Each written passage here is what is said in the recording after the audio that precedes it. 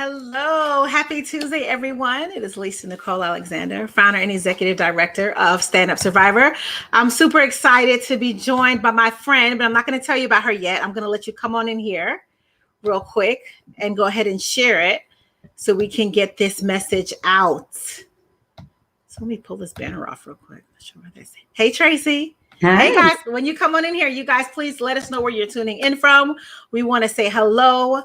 And we want to welcome you tonight. We're so glad that you decided to join us. Hey. We are talking about a very important topic, spiritual abuse. And so we will start in like 5 seconds or so.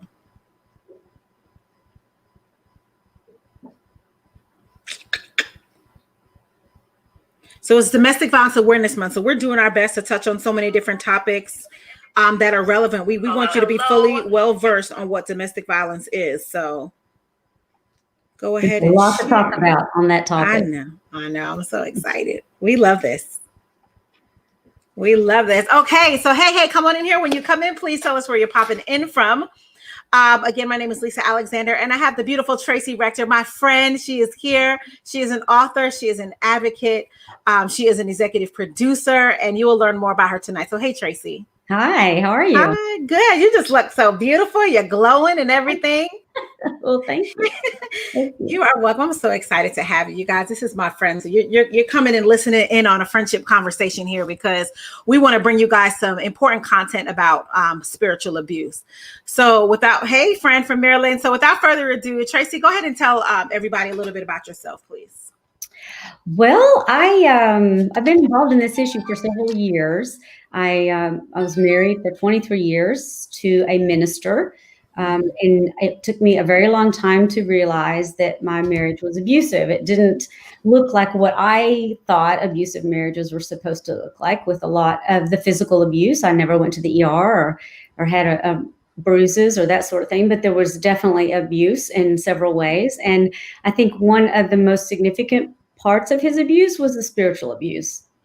And I say that from the standpoint of a woman of faith, that if you are a woman of faith and you are being abused, experiencing spiritual abuse, that puts the abuser in control of your spirituality and your faith. And so he gets in between your relationship of you and God.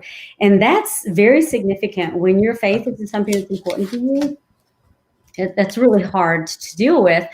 And I think I would imagine that a lot of women who are in abusive relationships, the one thing that they have to fall on to help them through that struggle is their faith, is their relationship with God, and praying and reaching out in that way.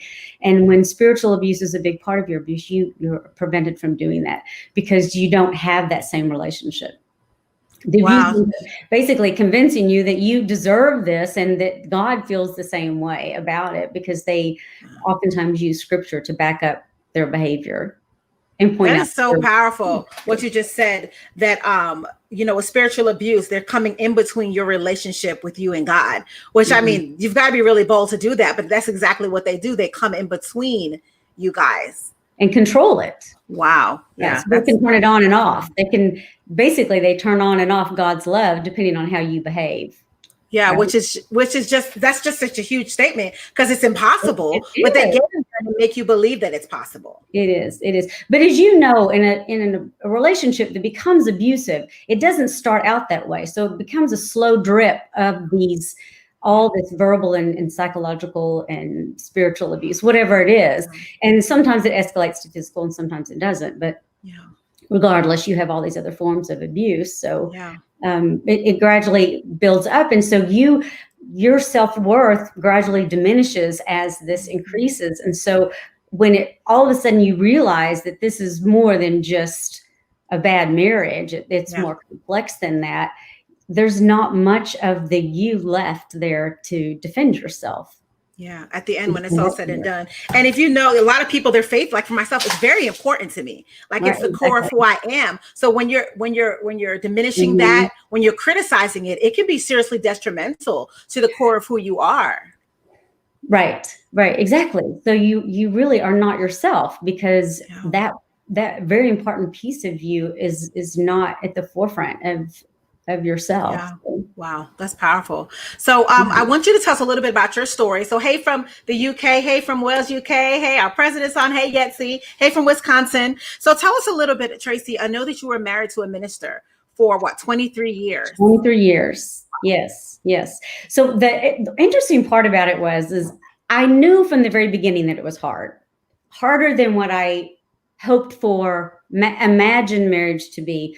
But I had made a vow, and so I stuck it out, and I was pregnant at that very soon after we got married. And so I just felt like, well, this was my fate. This was my life. And so I tried to make the most of it.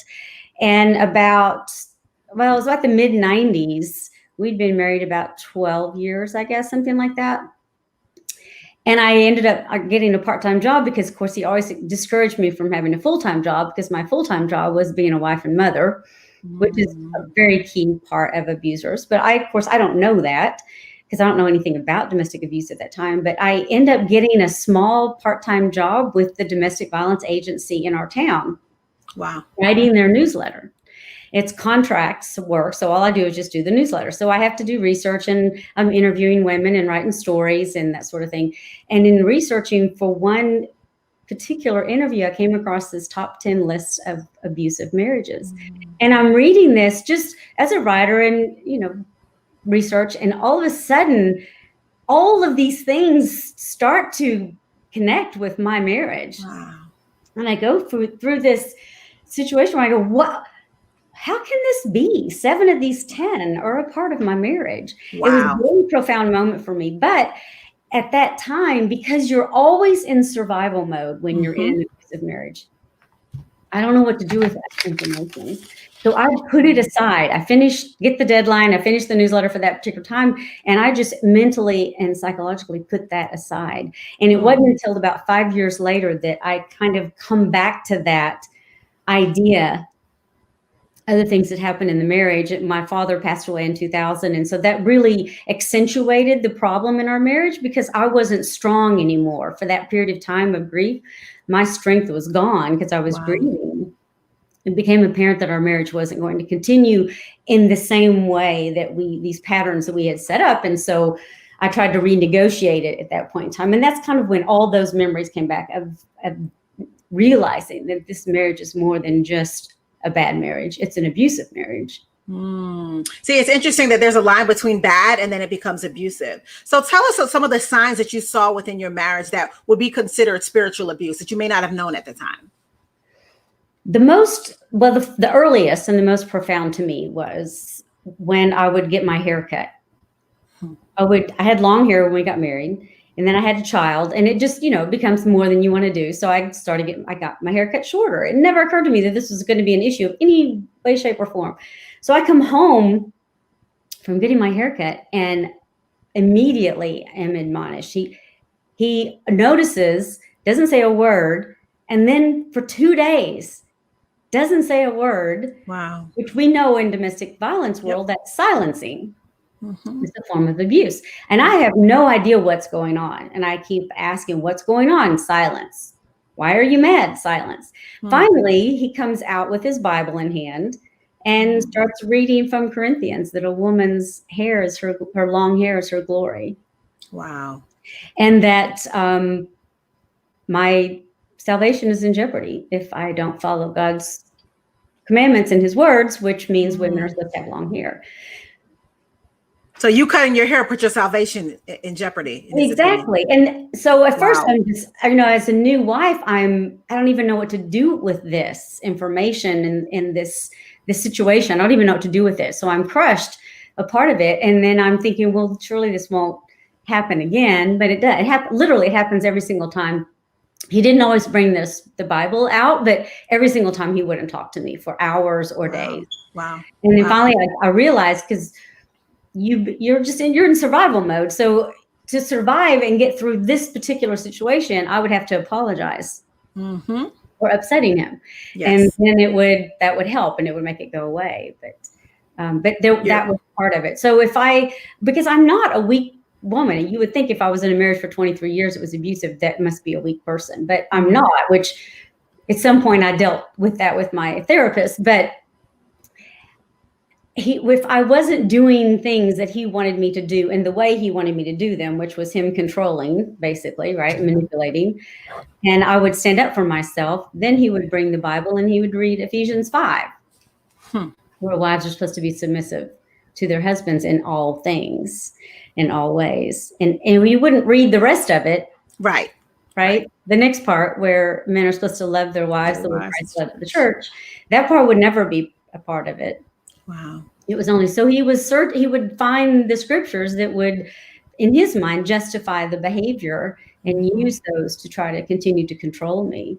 I mean, it took a while, but there was a point where with the haircut situation, I would push back and I'd say, well, your mother has short hair, a lot shorter than mine. My mother has short hair, a lot shorter than mine.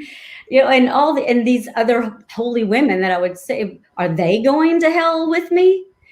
And he wouldn't really know what to say. He says, well, it's not for me to decide. It's in the scriptures. So, but he was able to decide for you.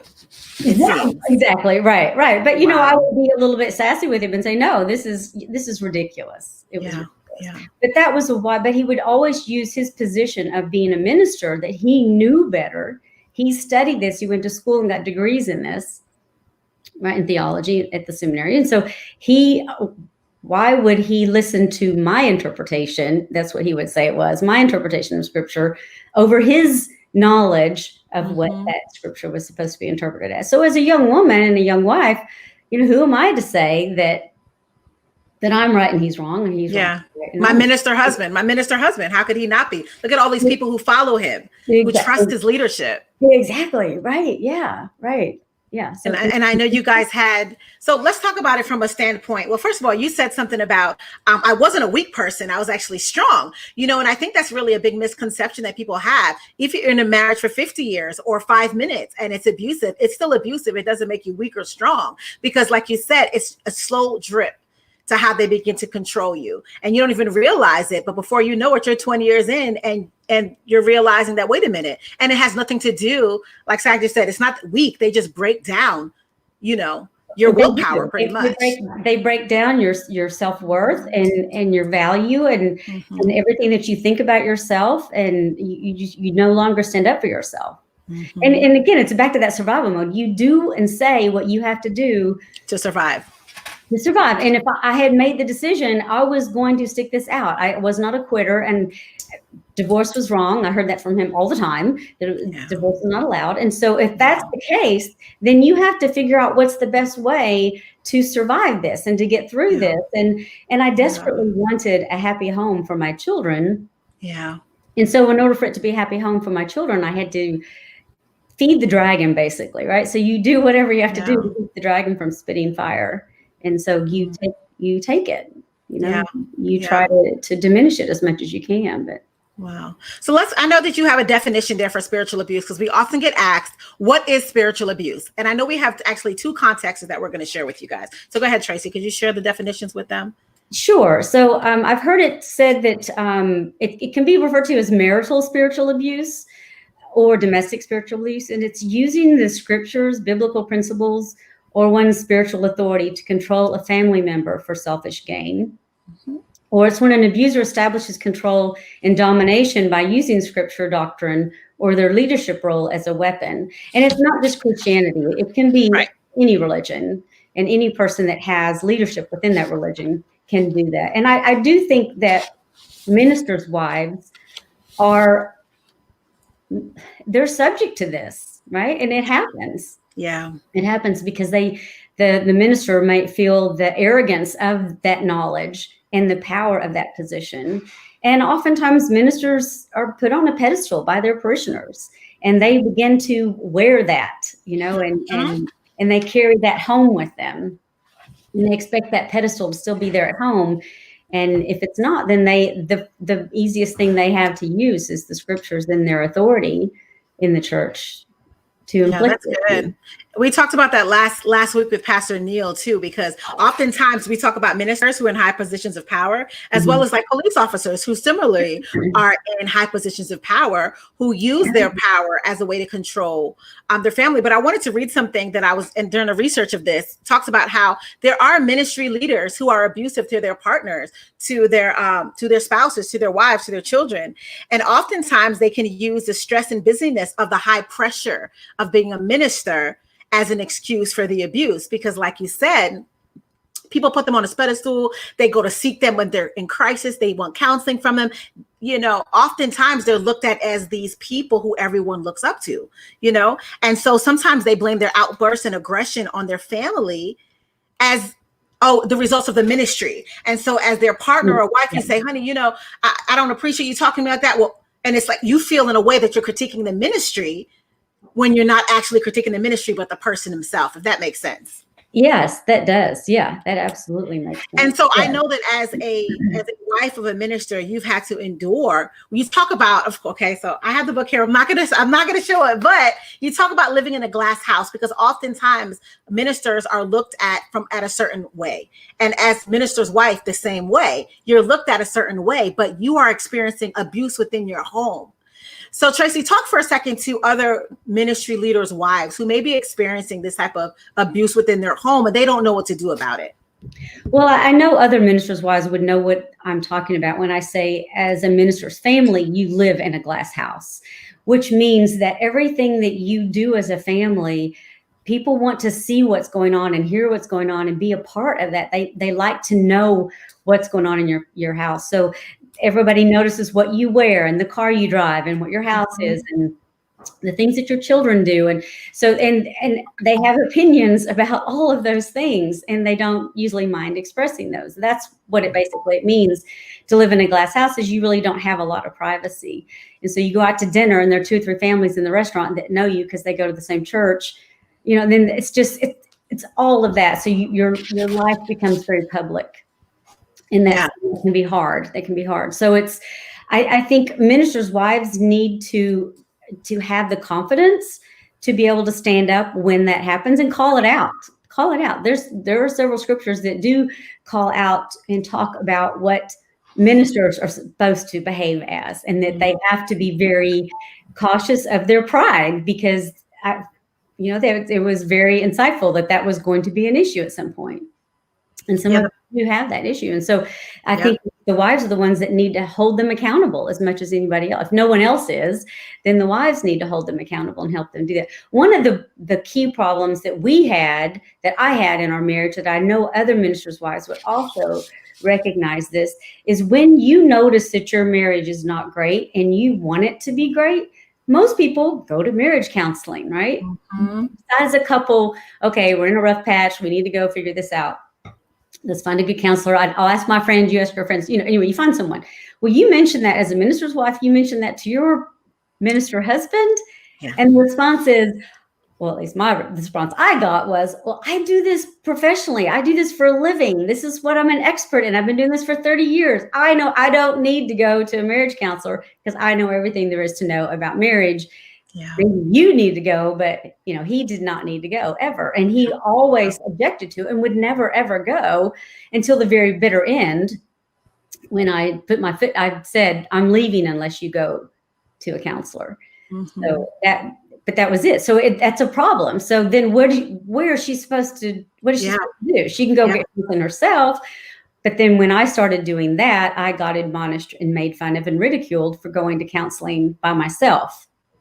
Wow. From my husband at the time. Yeah. And did you find that there was any support within the church itself, that you were able, as a pastor's wife, to get that support? When we separated? Well, at all throughout, while you were experiencing the abuse at all, were you able to talk to anybody or connect with anybody? I didn't talk to anybody. I mean, so my dad died in 2000 and things changed and got a little bit harder after that, because I just wasn't the same after that. And it was a couple of years later when I approached him and I said, we need to change the way we do things. And so, because it's more complicated with mine because was also diagnosed with a personality disorder, narcissism, which also adds a huge dynamic to it, which actually there are several ministers that do have this issue as well because of the position that they're in, kind of creates all that. So it was probably 3 years later. So I approached him with a list of things I wanted him to start doing around the house to be a partner in this family, in this marriage, because he didn't do much of anything. And he chose to do something that wasn't even on the list, which is very passive aggressive, but that was very typical of his behavior. So he chose to do his own laundry. And so I was completely disappointed, but I'm trying to make this work and ease into this. So I say, I agree. Okay, fine. He just did his own laundry, which was not that much help, right? But then we go out socially because you do that a lot in the churches, and he would get with all the women and start bragging about how he did the laundry, and he would start exchanging treatments to get spots out and stains out and that sort of thing, and then they would just brag about what a great husband he is because he did the laundry. And I would get this look from him. He was watching and he would look at me, and you could tell from his look, that's what I think about your list of all these things I'm supposed to be doing. So even in his leadership role as that pastor, as that minister, he could still inflict that. Mm-hmm. He still found a way to turn it around and make him the great person again, of course, on the relationship. So it was hard. Wow. So about a couple years later after that, I finally had just reached my breaking point. And I talk about it in the book. That's a particular situation happened that really just was like my wake up call. And I kind of just fell apart in a way, and not really fell apart, but I turned inside myself, and I think I really started getting depressed. And I finally told my mother for the first time how hard my marriage was. And she was really surprised at me telling her all that. She thought that I was perfectly happy with it all. Wow. She thought that I should have been miserable because she knew what he was like, but she was surprised by it. And she said I was a very good actress. I had put on a really good show for a really long time. And I did. I'm guilty absolutely of that. But it's back to the survival mode. You make up your mind what you're going to do, and that's what you have to do to get through that situation. Yeah. And I'd have to say that victims and survivors of domestic violence are great actresses and actors. We just are. We learn to, because who walks around and telling this story? There's the shame that comes along with it. So of course we smile in public, but behind closed doors, it's a very different story. Yeah. So we just become used to that. Yeah. And then if someone actually has the courage to speak out and tell someone about it, oftentimes they're diminished and they're not believed. And especially if the person who is the abuser is a beloved person in the community. Yeah. Yeah. So we were in a huge parish. There were a lot of people in that parish, and in the community, he was thought of as a big spiritual leader. And so when we separated, it was difficult, and it was hard.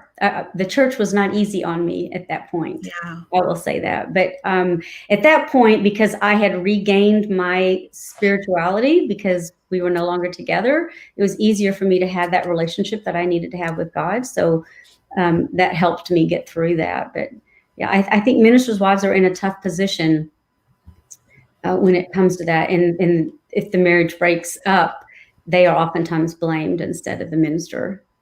Yeah, let's touch on that for a second, though, because I know you shared with us. She's an author in a book that we have coming out soon, and she shares with us situations where they think that the minister is just so amazing. But I know that a lot of women and men who go and share what happened to them with the church, they are shunned, or with the organization, they're shunned, and they're disappointed and looked down on because they should have tried to save their marriage. And then they are further abused because after they come out about it, they're not supported, but they're shunned because of the domestic violence, because of choosing to leave. And we just want to encourage you. And I really like how you said you regained your spirituality, and as women of faith, I just hate to see that people end up losing their own spiritual walk with God, or their higher power because of a situation or a congregation or a people, you know? Right. Well, exactly. When we talked at the very beginning, you said something about there were two different forms of this spiritual abuse. And we've been speaking about the kind that happens within a relationship, an intimate partner violence situation. But there's another type of spiritual abuse, which is the abuse from the church or from a church leader. And that's where a lot of women experience spiritual abuse. They're abused by their husbands in other ways, but they reach out to their spiritual leader for help and counsel. And then that spiritual leader tells them they need to go pray harder, or ask them what they did to bring it on, or they need to pray for forgiveness for their husband. And that divorce is not an option. You cannot get divorced. And that actually happened to a friend of mine. She went to my husband, the minister. She and her husband went there for counseling. And he told her divorce was not an option. I don't care what. I mean, the abuse is bad. Yes, that needs to not happen, but you may not ever get a divorce. And so they go home, and the husband beats her almost to death because he says, even the priest thinks you deserve this. Oh, and God. He has left the church. She will not go back to church. And that's a shame, but that's the responsibility that a minister, a pastor has, a spiritual leader has, is to know about this, because it's not the same thing as a bad marriage. It's not the same thing as these people have just fallen away from each other, irreconcilable differences. It's a completely different dynamic. Absolutely. And they can't recommend marriage counseling. This is not what is needed in an abusive marriage. And you hear that a lot. We used to go to marriage counseling, or both of you come in and I will counsel both of you together. You can't, because abusers are con artists, and they are manipulative, and they will do the same thing to the pastor and lie. And you're not going to find a ministry leader who's abusive to their partner, tell someone else to say, you should leave. That's a terrible abuse. No, you should stay and work it out. And look at the consequences of that. And I think it's heartbreaking that she endured it after, confiding in a ministry leader, but it's also, devastating that she fell away from her faith because of it, and like you said, the responsibility is on the leaders and the ministry leaders and the faith leaders to be educated on this information so that they can adequately help survivors. And if you're not educated, that's okay. Find someone who is. Right, exactly. Well, the bigger issue is that we live in a patriarchal society. Yeah. And the church is a reflection of that. Some more than others. There are some that are more progressive, but there are a lot of churches in the Christian denominations that are patriarchal in the way the churches are set up. And we saw an example of this in our area. We have a seminary in Fort Worth. And it was about 3 years ago that the president of that seminary was forced to resign. It took a lot of pressure, but he was forced to resign because a couple of the recordings of his teachings resurfaced. They were from probably 10 years old. They resurfaced through the Me Too movement. And because they were so misogynistic through the scriptures, it was put in front of everybody, and he was forced to resign. And the CEO of Safe Haven, our domestic violence agency, and I co-wrote an article. It was actually an open letter to the board of trustees for that seminary, not trying to admonish them, but offering to ask Safe Haven staff to come in and train everyone there so they would know what domestic violence looked like and know what it was like. So education is key. Yeah, the story that he said was absolutely horrendous. Wow. That he had told a woman had come to him talking about her abusive marriage, and he told her to go home and kneel at the end of the bed at night and pray for her husband. And he's probably going to get a lot worse and a lot angrier until it gets better. But if you keep praying, God's going to change his heart. And she comes to him a couple of weeks later with 2 black eyes, and she was mad. And she says, in great anger, she goes, "I hope you're happy." And he says, "Well, yes, ma'am, I am happy, actually." I know the arrogance. It just is the worst advice ever. Well, he said, "Your husband came to church this morning, and at the altar call, he came down and asked for forgiveness. So I'm very happy I think Christ died on the cross for us. We are not asked to go through that for someone else's salvation. No, we're not. It was horrendous. Anyway, so that is an example of that particular denomination. It's the Baptist denomination. There are some of those views in the Southern Church, I think, especially, to where men have a different place. and that men are the head of the house and the head of the church. And so women have that subservient role, and they look for scriptures to justify that through that misogynistic lens. Yeah, that was the worst advice ever. Like, and we talked, I mean, ever. There's no go stay and pray if you're being physically abused. I repeat, there is no stay and pray if you're being physically abused. You call 911, you get to a helpline, you get to your local domestic violence shelter. We're not staying and praying, and then end up with 2 black eyes, and then that story was horrible. I mean, that was hard. And that's just the tip of the iceberg. You know what I mean? There's just so many more stories like that. And because of and again, we're not saying that ministry leaders, I mean, many of them are wonderful people, but they just lack the knowledge. And if you lack the knowledge on something, it's okay, but you get people connected with you that are. So let's talk about, someone said in the comments a little bit ago, how their partner refused for them to go to church. So that is a form of, to their faith, whatever denomination it was. That is a form of spiritual abuse. Another form is where they're using scripture to control you, to manipulate you to do different things. So that could include, like she said, cutting your hair, or staying home and only taking care of the children, or being submissive and doing everything that they say to do because they're the head of the house. Another thing is forced marital rape, which occurs within marriage. Exactly. And they try to use, well, the body belongs to the spouse as a verse. Again, marital rape does exist within marriage. And to use that is a form of spiritual abuse and sexual abuse. It is. Well, you have to put the idea that all domestic abuse, all intimate partner violence is through power and control. It's not just physical, it's all these other things. And it's through the idea of this abuser needing and demanding to have power and control of this other person, their spouse or their partner.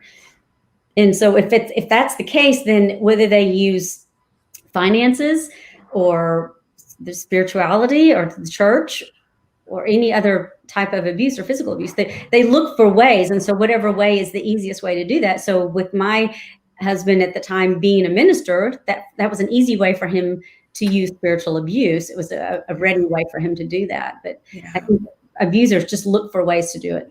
Yeah, big time. And it also jeopardizes for a minister to tell you to just go home and pray about it or deal with it. You are putting that victim survivor in danger, like literally in danger. So that is some of the worst advice ever. Victim blaming too, right? So you're not hard enough. That's why he's still abusing you. So it's back on the abuser. Why isn't it on the victim? Why isn't it on the abuser? And another thing they fear, victims that are experiencing abuse within their marriage and relationship, is that they'll be shunned, like we talked about a little bit earlier, by their congregation or their church or mosque or whoever they're accompanied with. So what happens is they're afraid to leave their marriage. Yes, that's already huge, but they're also afraid to leave their collaboration of friends, because oftentimes that's who the kids play with each other. You do all the same things together. So I'm at risk of literally losing all of my foundation if I decide to stand up for myself and save myself from this abusive marriage. Well, especially if you're the minister's wife, because people in the church see you as part of their family. It's kind of that serious. And so if you're getting a divorce, then they have to choose you or him. And he's their spiritual leader, basically, right? So first of all, they don't want to believe any of it. And second of all, they're not going to choose you. Right. I mean, that's the reality of it. And so you realize that that's part of it. But oftentimes it gets to the point, like it did with me, it gets to the point where it's easier to leave even under those conditions than it is to stay as it is. So tell me about that journey out. Tell me about how you got connected with Safe Haven, Tarrant County. They're in Texas. A couple of years after our divorce, it took a while. After our divorce, I was approached by the CEO of Safe Haven at the time. I had known her for years. She was actually the executive director of the agency when I was writing the newsletter, and then 2 agencies merged together, and she was the CEO of both of those. So she kept asking me to serve on the board, and I didn't really want to do it. I didn't want to, I guess, embrace that part of my life, my history in that way. And so I kept putting her off. And the next year she'd ask me again. 3 years in a row, she asked me to serve. Persistence. Finally, I said, okay, here's the deal. I will serve on the board if you will address in some way spiritual abuse. And I found it fascinating that her response to me was, "What do you mean by that?" So I thought, well, my goodness, if the CEO of the agency doesn't really have a good grip of what spiritual abuse is, no wonder we have a problem with it, right? So I explained to her how it happened in my marriage, and she fulfilled her end of the bargain. She hosted this forum in our area and invited, there were probably 30 ministers there. Wow.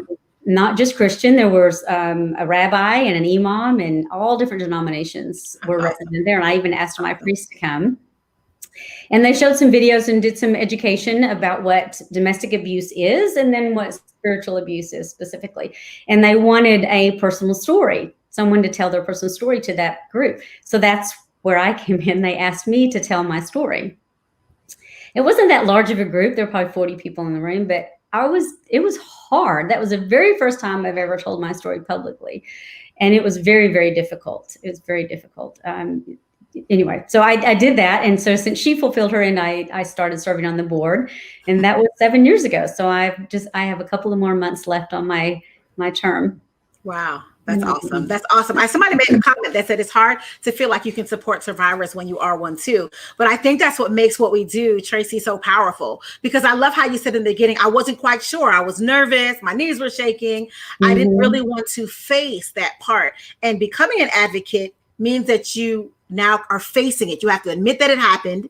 You know, you have to face the embarrassment, the shame, everything that you feel, the pain, it all comes back to you.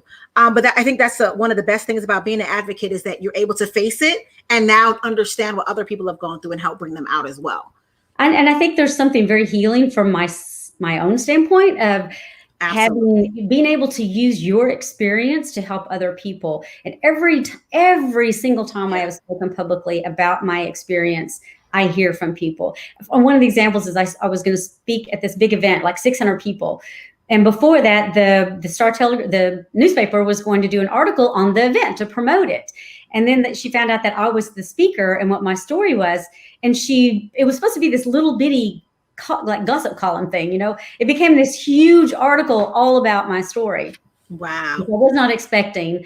But anyway, so that's what it was. What was interesting is the reporter came back to me after it and told me her own experience of abuse and how important it was for her to hear me speak out publicly about it. But she says, I've never talked about it. I was so ashamed. And that really taught me that as victims, as survivors, we need to talk about it. This conversation has got to be brought out of the shadows. We cannot hide these victims anymore. We need to talk about it. We need to show this for what it is. 1 in 4 women, 1 in 3 women experience this in their lifetime. That's I love that, because you're an advocate for believed survivors. Open your voice, your mouth, talk about it. And I love that, because I feel the same way. Once we talk about it, we're not freeing ourselves, we're freeing other people at the same time. I remember when people always ask me, how did you start? What did you do? I started by talking. I started by opening my mouth. I started by using my voice. I found that when I opened my mouth and I shared my story, it was like, oh my goodness, that's me too. My inbox started being full. Family members and friends started saying, and I'm shocked. I mean, just completely floored, because no one ever said anything about these things. But now it's like, oh, if I said it, then you can say it too, you know. And that's pretty much what it is, you know. Well, the other good thing about you and me talking about it is we give a different face to domestic violence. So if you've never experienced it yourself and you don't think you know someone that's an abusive or a victim of abuse, then you have this idea in your head of what a victim looks like. Like she might be a very weak person, and all these other things. And yet you and I both know, and those that work in this industry both know, that domestic abuse does not have one face. It affects every economic group, every social group, every ethnic group, and every age group, every way. So there is no typical face of it. And that's why I've had people come up to me and go, I can't believe that you are a survivor of domestic violence, because they knew me, but they didn't know that part of me. And after knowing me and realizing that I'm a strong woman and I have an opinion, and I'm not shy to say my opinion about things, that it's shocking when they find out that I was in that kind of a marriage. But it's, you know, back when I was married in the early 80s, nobody talked about domestic abuse. Yeah. We might have seen it on the movie screen with the Burning Bed with Farrah Fawcett, or I remember that one. The Enemy with, and it just, that's what you think of it. It's like extremely physical. So no one ever talked about all the other kinds of abuse. And so now that's why I think it's so important that we talk about it, so that everybody knows what it looks like. And so women that are in, or even, whoever, men too, if you're in a marriage and it has all these characteristics, that you have an issue and you need to start addressing it and dealing with it, because it won't change unless you do something. Absolutely. You can't change the person. It's not possible. It is impossible to change anybody at all. But what is possible is for you to change yourself. And I promise you, once you start to change yourself and make your own moves, other things start to move around you, because you're unwilling to tolerate certain things. You're willing to accept things in your life. And I love what you said too earlier about how I wanted people, especially for myself, I wanted people to know that a victim looks like me, a survivor looks like me. My parents have been married 52 years. I grew up in a 2-family household. I didn't grow up seeing abuse. So how did that happen to me? I met my first husband in church. All of the things that you think make sense don't make sense. And even when people look at you, Tracy, they're like, oh my goodness, I can't believe it. Well, yes, it's true. It happened. We had a question here. And the part of it, of being a minister's wife, is most ministers that stay in that business are revered by their parishioners and adored and respected and loved. And so when you're a minister's wife and you're in that abusive marriage, you think about it, well, it must be me. I must be the problem because everybody else likes him, right? Yes. And they would never believe you if you said something about it. But that's part of a problem of being the minister's wife, is you are in that position where you are. So and they put themselves, it's them, him and God against you. Yes. And the parishioners in the parish, the church supports him.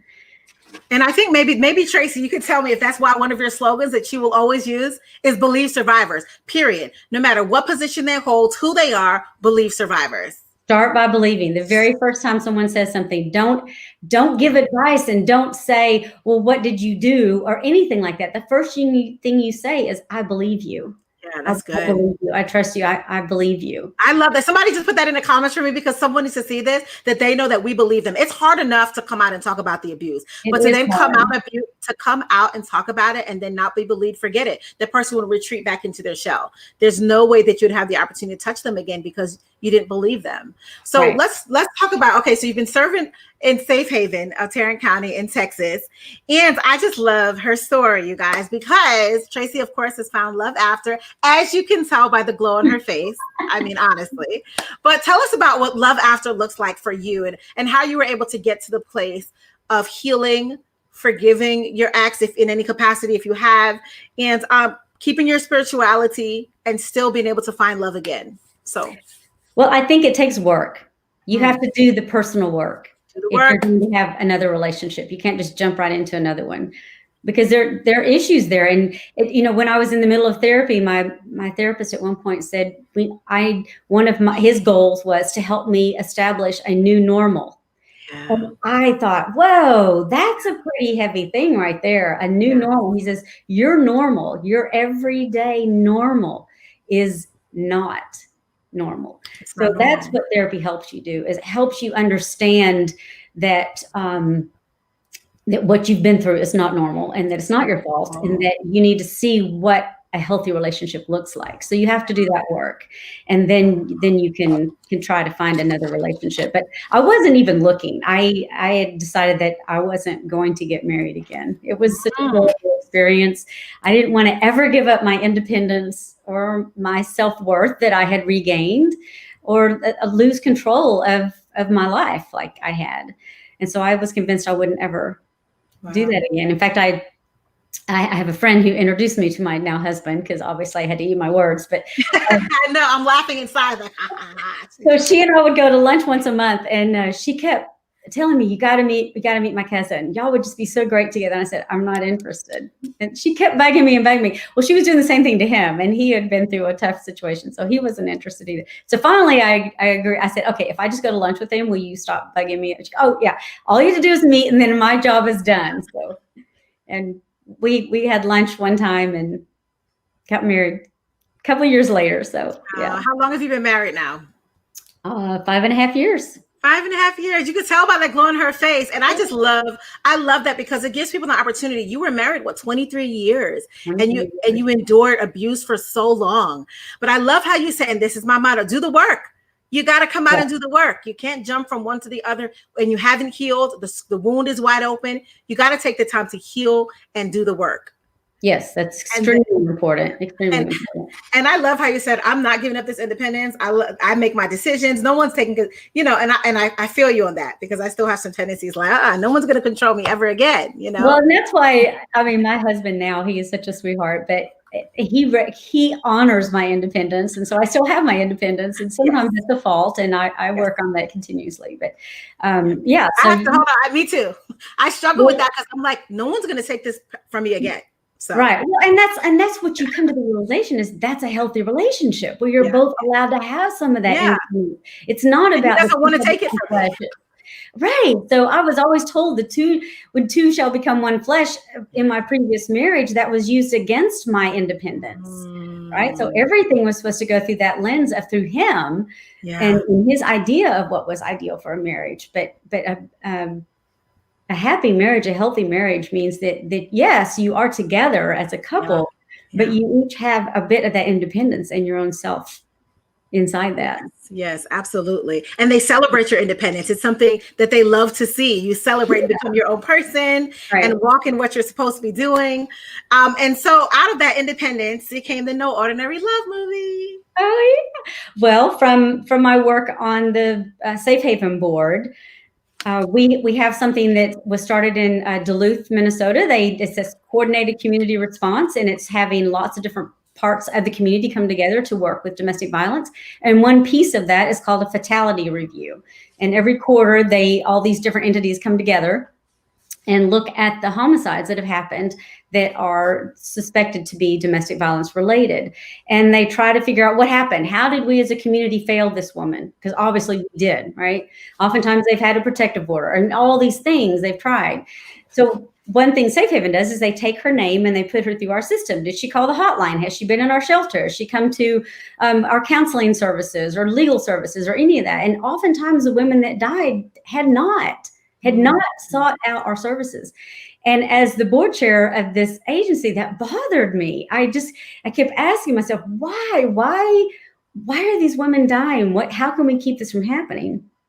And it became obvious to me that it was a lack of awareness. Either they're not aware of the agency and the services that are free for them to help them be in a safe place and away from the abuser, or they're not aware of the fact that their marriage their life is in that much danger within that abusive marriage. Yeah. So it's a lack of awareness. So now what do you do? How do you raise awareness? What do you do with that?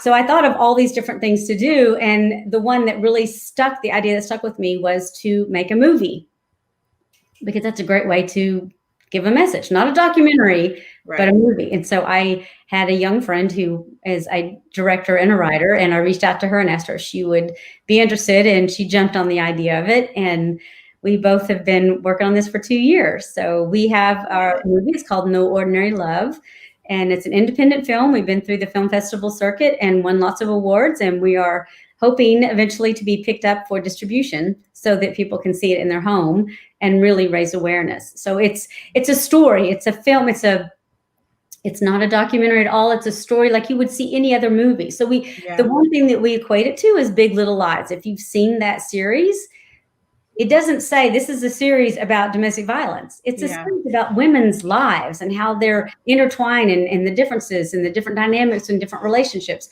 And one of the couples in that series happens to have domestic violence in it. So there's a lot of awareness raised through that series of what domestic violence looks like. Because on the outside, nobody knows that this marriage is having this, right? And that's very typical. So and I think it's entertaining. It's a romantic thriller. It is. It's good. Are entertained by it on the edge of their seats. That's what we And what I love about it too is that you have people in high authority. So there's a minister in there, there's a police officer, people who have power and control within the community itself are now exerting that power and control in different ways in the relationship. Right. And so if you have seen it, let us know. But they did stream it a few times. But then also we have some showings coming up here in Orlando, in the Ocala area, as well as in Fort Worth, Texas. So I'm going to put up the clip. I'm going to put up the information here. October 24th and 25th at the Coyote Drive-In Theater. Coyote Drive-In Theater. It says it's Coyote, but it's Coyote. From Drive-In Theater. Here's the address if you're in Fort Worth, Texas, or anywhere close by. Make sure you grab your tickets. Tracy, if you want to say something about that, because I'm sure I'm going to miss something. Right. So we're still going to festivals, but for the most part, we've done that for a year. So we're doing a limited release on the weekend of the 24th and 25th of October at drive-ins. And right now we have 2 lined up. One's in Fort Worth at the Coyote Drive-In, and the other one is in Ocala, Florida at the Ocala Drive-In. So we'll be screening that on Saturday night there on the 24th only. So in doing this, because the whole idea for me to do this movie was to raise awareness. So as we did with the festivals, when we went to a festival that in that town, I would connect with domestic violence agencies in that area and try to raise awareness and help them raise awareness in the area by using the film. And that's how Lisa and I actually knew each other, because I reached out to her and we partnered while we were there in Orlando for the film festival. So we're doing that again. So for the Ocala Drive-In, we have Lisa's agency, Stand Up Survivor, and we also have the Domestic Violence and Sexual Assault Center in Ocala that we're partnering with. So they will benefit from the proceeds of the movie. And the same thing in Coyote Drive-In in Fort Worth, we have partnered with Safe Haven of Tarrant County, and they will benefit from the proceeds of that event. Yeah, I'm super excited. Domestic Violence Awareness Month. Yeah, so domestic violence, we are standing up loud. And we are saying that domestic violence is not okay. Domestic violence is not normal. You don't deserve to experience it. And so I love the fact that someone could be watching this movie in their own home. We're getting it streamed in a home soon. And they can realize, wait a minute, this is something that I'm going through and that it's not okay. So if you haven't had the opportunity, maybe besides these 2, maybe there's another opportunity coming up soon, Tracy. We hope. I don't know. We'll see it. So if you follow us on social media, we're on Facebook and Instagram and Twitter. On Facebook, it's No Ordinary Love Movie. Same for Instagram. And on Twitter, we're NOL Movie. So you can follow us there, and we will post updates for when we have something. And if anybody out there works for Netflix or Hulu or OWN Network or any of those places, yes, I will send you a private screener to see the movie, and we can talk about getting this film distributed, because it needs to be streamed. It needs to be streamed inside homes so that everybody can see this film and really learn about it. At one point, I was reflecting on doing this movie and thinking that it's like I made this film for my younger self. Wow, right? that's good. I did this film when I was in my mid-20s, early young married. Who knows how the outcome would be different, but that's what it's about. It's to get that message to women and men who are in abusive relationships so they can identify what they're living and what they're doing, and then reach out and get help, because there are agencies all over this country that are there, whether it's an advocacy group that's there to help you with counseling and all that, or it's a shelter agency, hotlines, that there's all kinds of places to reach out and get help. Absolutely agree with that. Hey, Pilar, and I think one of the things I love about it too is, especially now during the quarantine, even though it's been lifted, in many places, people are still self-isolating and things like that. And if we can get this streamed into their homes, but without even leaving their home, they can see that what they're experiencing in their home is abuse. It is not normal. It is not okay, and they don't deserve it.